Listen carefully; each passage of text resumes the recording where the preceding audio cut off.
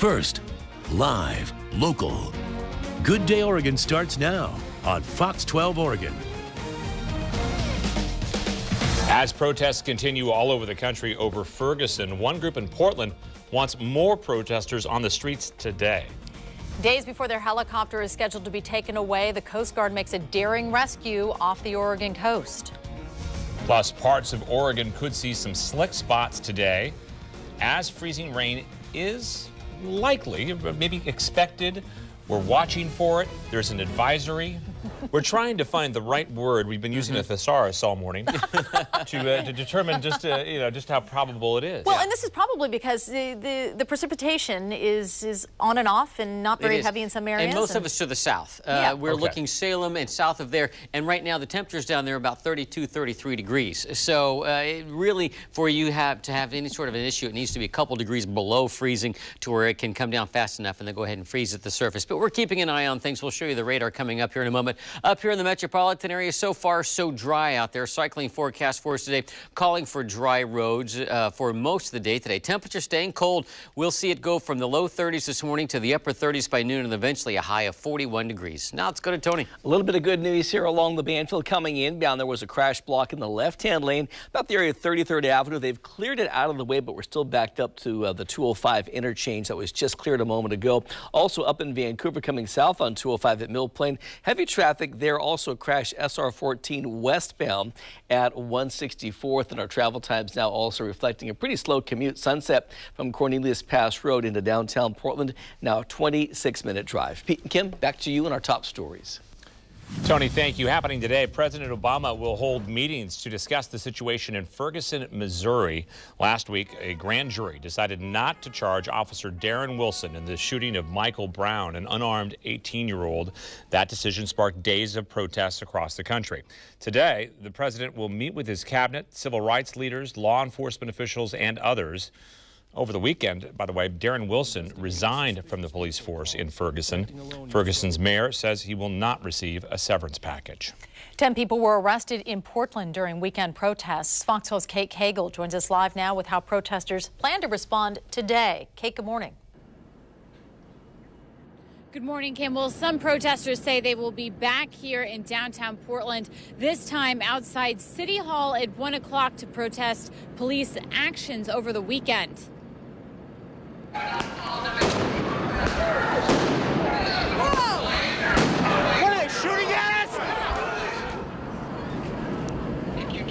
For 3 hours Saturday night, protesters marched through the streets of downtown Portland. Officers monitored the march in riot gear. They even blocked access to bridges. Police say the protesters, some were confrontational, threw bottles at them. Things became intense when one protester jumped onto a police SUV.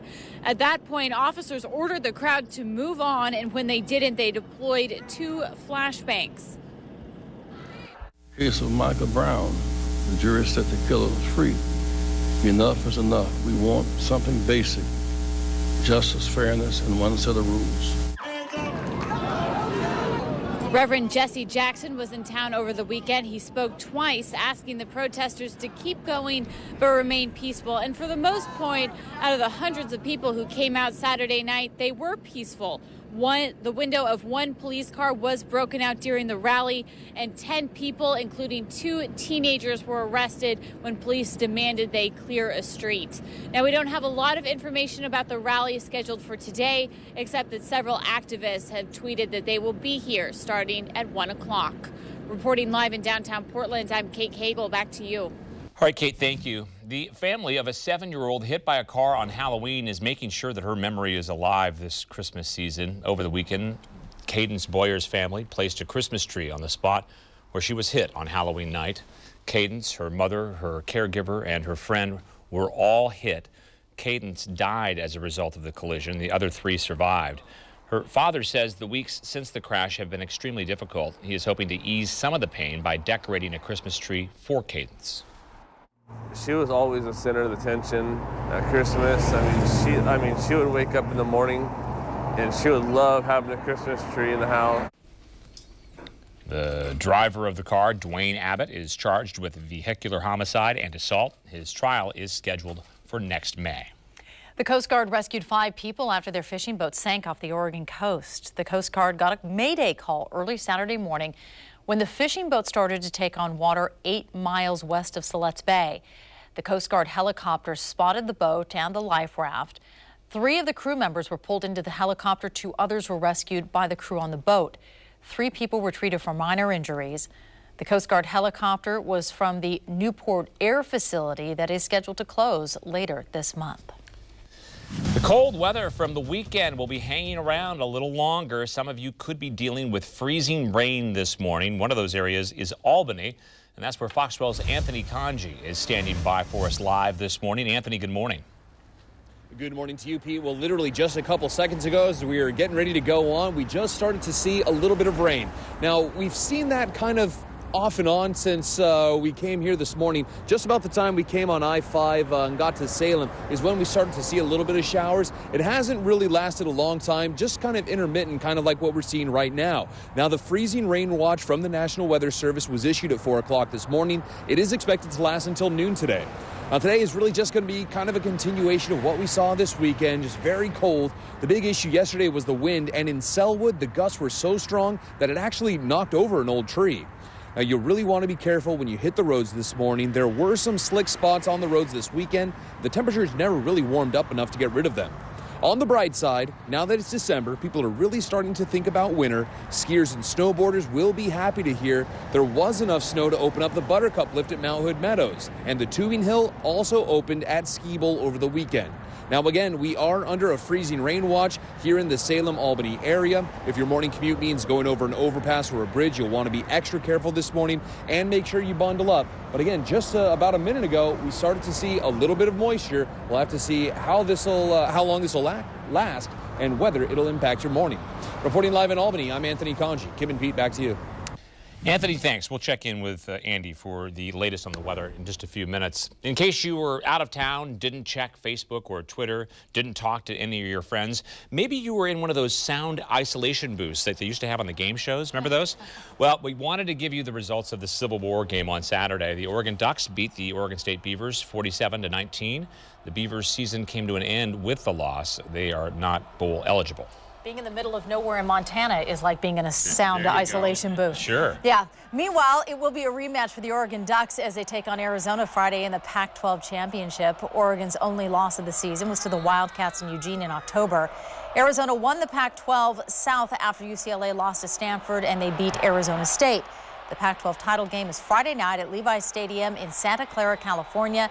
That game can be seen right here on Fox 12. Kickoff is at 6. It's going to be a huge game. By the way, for those who are interested as to what the folks in Vegas think, they have Oregon as a 14-point favorite. Of course, I think Oregon was a big favorite the last time they played too, although they had a lot of injuries that time. So we'll have to see. A chance for revenge, maybe. We shall see. It shall be interesting.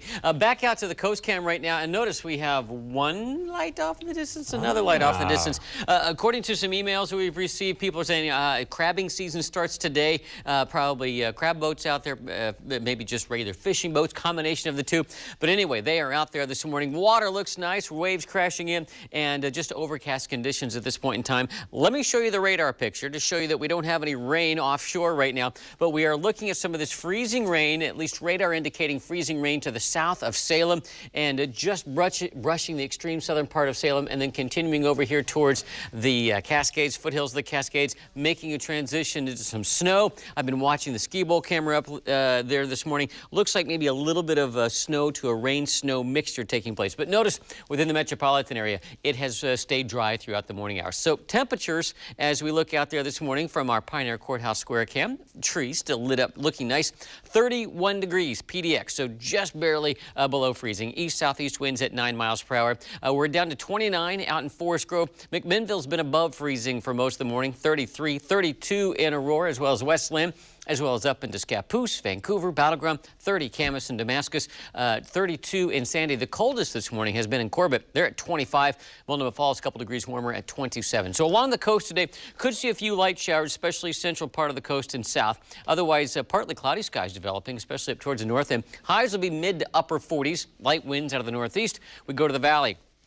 We have to get pretty much Salem and south to see the few little scattered showers out there this morning. Skies becoming partly cloudy later in the day. Cooler to the south. McMinnville, Salem, and Albany will see highs in the mid to upper 30s. Should go to around 42 degrees in Longview. And then for Mount Hood, some snow out there this morning. We'll see that snow level go up to around 5,000 feet this afternoon. And for the most part, we're just looking at some fairly light flurries. Not a lot of additional accumulation out there today. 33 and 34 are the highs for Timberline and Meadows. 38 at Ski Bowl. Welch's will go to 40 today. And then through the Gorge, we'll see the chance of a few more scattered showers here this morning, and then becoming partly cloudy and dry this afternoon. Mid-30s all the way through the Gorge for highs today. East winds 10 to 20, gusting up to 35 miles per hour. Central and Eastern Oregon, there is a winter weather advisory in the central part, over to the east side as well, with a combination of some rain showers, some freezing rain, maybe some snow, light flurries here and there. Highs will be up to 38 in Bend, 30 in Pendleton, 34 LeGrand. Baker City will go to 33 degrees today. 7-day forecast, we'll watch temperatures drop down to the mid-20s for starts tomorrow morning as well as Wednesday morning. Afternoon highs in the mid-40s under partly cloudy to mostly sunny skies. Some light showers then Thursday through Sunday. Highs in the upper 40s Thursday and Friday, up to 50 on Saturday and Sunday. Morning temperatures will be anywhere from the mid-30s to around 40 degrees once we start to see the rain arrive there on Thursday. Now let's go to Tony. So far, pretty dry here in the Portland-Vancouver area. In terms of the commute, it's been really working out okay. So 205 southbound there, I'd say lighter than usual down to and across the Abernethy Bridge. So some good news there. If you're up in Vancouver, it is pretty slow along 5 southbound from before SR 500 down to the Interstate Bridge. A little bit of good news also on SR 14 westbound back at 164th. There was a crash that's been cleared out of the travel lane, so no longer blocking there. It's still kind of slow as that traffic kind of flushes through, though that was held up behind that crash earlier. Sunset coming inbound now, a 26-minute drive from Cornelius Pass Road into downtown, but 84 coming inbound, 37 minutes from Troutdale to downtown Portland. A lot of that extra slow traffic there was because of the earlier crash down by 33rd Avenue. That's been cleared completely, so we should see that time begin to drop, in the next few moments. We are kind of at the peak of the rush hour, though. 205 southbound Johnson Creek Boulevard down to the Viewpoint. That is an 11-minute drive. Pete and Kim, back to you. All right, Tony, thank you very much. Black Friday kicked off the unofficial start to the holiday shopping season, and today brings about Cyber Monday. But shopping online could bring about some security risks. We'll tell you about them coming up next on Good Day Oregon.